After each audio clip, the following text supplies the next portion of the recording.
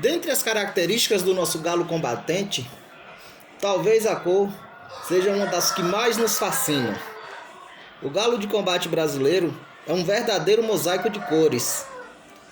E dentro dessas cores, dentro desse mosaico de cores, existem aquelas cores que os galistas acham mais confiáveis e existem as cores que geram certa desconfiança.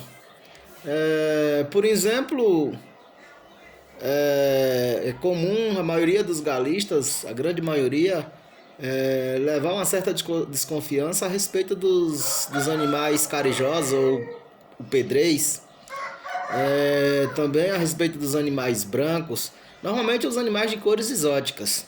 Mas o que é que leva o animal a ter determinada cor?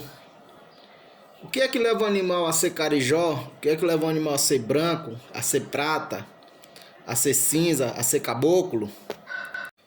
Essa diversidade de cores, ela é promovida por uma proteína chamada de melanina. Nos nossos galos de combate, a exteriorização da melanina promove essa diversidade de cores, desde o preto até o galo branco, que é a total ausência de melanina. Então, o organismo ele produz dois subtipos de melanina: a eumelanina, que produz uma tonalidade do preto ao azul, e a feomelanina, que produz uma tonalidade alaranjada. No nosso galo de combate, tanto a eumelanina quanto a feomelanina podem estar presentes, inclusive com interações entre si. Existem também genes que intensificam essa melanina e genes que inibem essa melanina. Há basicamente dois tipos de genes que produzem a feomelanina: um ligado ao sexo e o outro autossômico. Já a eumelanina é produzida por uma grande variedade de genes. E esses genes a produzem, em diferentes graus de expressão na ave. E esses genes são chamados de genes intensificadores. Existem também os genes intensificadores da feomelanina e os diluidores de ambos. Para a gente entender melhor como surgem as cores nos galos de combate, se faz necessário também que a gente entenda o que é cromossomo, genes dominante e genes recessivo. O gene é uma parte do DNA responsável por carregar as informações necessárias para que elas se expressem. No caso dos genes da cor, eles vão carregar a cor necessária para que seja expressa na ave. Eles podem ser dominantes e recessivos. Os genes dominantes, eles são representados pelas letras maiúsculas. Já os recessivos, eles são representados pelas letras minúsculas. Quando nós temos a junção de uma letra maiúscula com uma letra minúscula, nós temos um indivíduo heterozigoto. Quando nós temos a junção de duas letras maiúsculas, nós temos o indivíduo homozigoto dominante. E quando nós temos a junção de duas letras minúsculas, nós temos um indivíduo homozigoto recessivo. E é a partir desses genes que, situados em cromossomos autossomo ou em cromossomos sexuais, externam as características fenotípicas e também as genotípicas, aquelas que nós não podemos ver em todos os animais.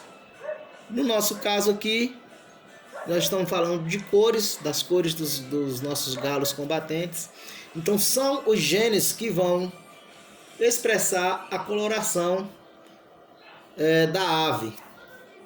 E aí nessa coloração há interação de diversos genes, seja ele para inibir, seja eles para intensificar, ou até mesmo para diluir ou neutralizar o efeito da melanina.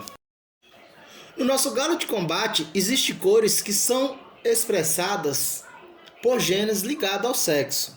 E para entender o que é um gene ligado ao sexo, nós iremos falar sobre o sistema ZW. O sistema ZW, ele ocorre em aves, em algumas espécies de peixes, em alguns répteis, como o dragão de Komodo, e em alguns insetos, como borboletas e traças. Nesse sistema, quem determina o sexo da prole é a fêmea. Já no sistema XY, quem determina o sexo da prole é o macho.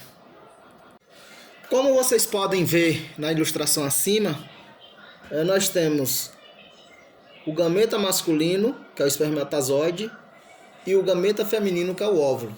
Na espécie humana, exemplificada aí, a fêmea sempre doa um único X, porque ela tem XX. Já o macho pode doar Y ou X. Quando o macho doa um Y, a criança será do sexo masculino. Quando o macho ou o homem doa um X, a criança será do sexo feminino. No caso das aves, acontece o contrário. Quem doa o gene responsável pelo sexo da prole é a galinha. Então, se a galinha doar um Z, teremos como resultado um macho. Porém, se a galinha doar um W, teremos como resultado uma fêmea. Então, nas aves, o W é o gene responsável pela sexagem das crias.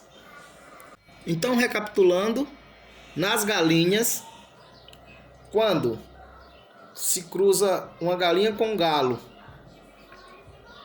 quem determina o sexo é sempre a galinha.